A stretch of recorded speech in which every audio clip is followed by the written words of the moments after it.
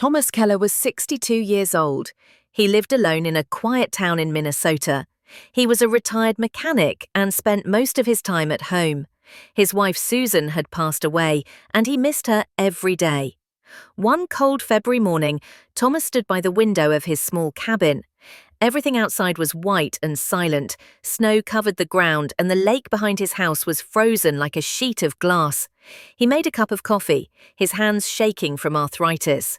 He had planned to meet his daughter that weekend, but she had cancelled again. She was busy, as always.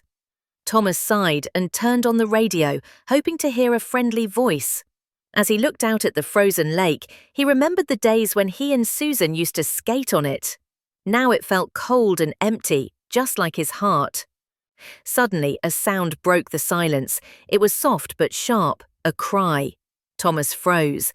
Then he heard it again. It was a high-pitched, desperate sound, like a puppy crying. He opened the window and leaned out. The sound was clear now. Something was crying from the middle of the frozen lake. He grabbed his old binoculars and looked. Far out on the ice, he saw a tiny shape. It was a puppy. The little dog looked cold and wet, shaking in the freezing air. There were no footprints around it.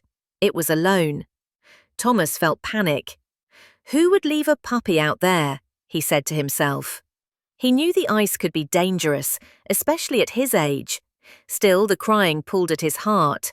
He put on his boots, wrapped himself in a coat, and stepped outside. The cold hit him like a wall. The wind was strong, blowing snow across the lake. The puppy cried again, weaker this time. Thomas's heart ached. He knew it wasn't safe, but he also knew he couldn't ignore that cry. He grabbed a snow shovel and a long rope from the shed. He tied one end of the rope around his waist and the other end to a tree near the shore. Then he stepped onto the ice, testing it carefully with his cane. The ice cracked softly under his feet. 10 feet, 20, 30. The puppy was lying down now, barely moving. "Hold on, little one," Thomas called out. "I'm coming." The wind carried his voice, but he didn't know if the puppy could hear. He didn't even know if it would survive. All he knew was that it needed help. Step by step, he moved forward. The ice groaned. He dropped to his knees and stretched the shovel toward the puppy. "Please," he whispered, "just a little closer." The cold bit into his bones. His knees hurt. His breath came in gasps, but he kept going. Finally, his fingers touched the puppy's wet fur.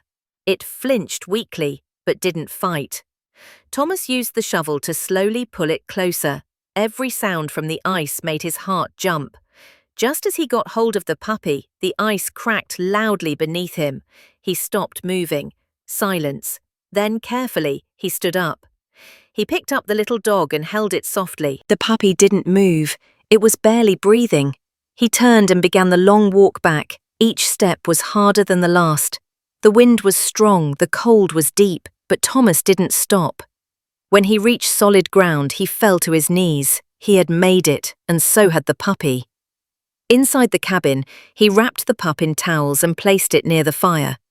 Thomas gave the puppy warm milk and wrapped it in a soft blanket.